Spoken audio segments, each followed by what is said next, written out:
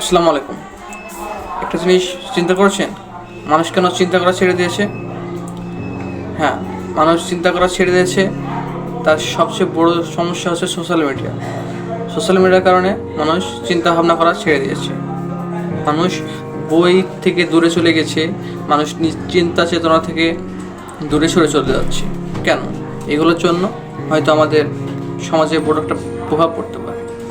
এখন হয়তো বোঝা যাচ্ছে না, কিন্তু সামনে এগিয়ে যেতে হলে আমাদের চিন্তা চেতনা অনেক প্রয়োজন আছে।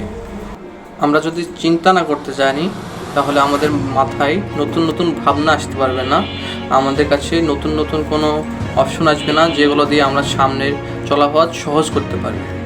আমরা নিত্য প্রয়োজনীয় যে জিনিসগুলো আমরা ব্যবহার করছি, এগুলোর মধ্যেই আমরা সীমাবদ্ধ থাকবো এবং সোশ্যাল মিডিয়ার এইসব ভিডিও রিলস থেকে দূরে সরে নতুন কিছু ভাবতে হবে, নতুন কিছু শিখতে হবে, নতুন কিছু তৈরি করতে হবে।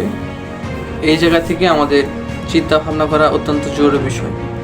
তাই আমাদের করণীয় হচ্ছে, আমরা এই সহজ জিনিসগুলো থেকে বিরত থেকে আমরা কঠিন কাজগুলোকে বেছে নিয়ে নিজের শ্রম দিয়ে নিজেকে কষ্ট করে নতুন কিছু চিন্তা, নতুন কিছু ভাবনার মাধ্যমে নিজেকে এবং দেশকে এবং গোটা পৃথিবীকে আমাদের সামনের দিকে এগিয়ে নিতে হবে।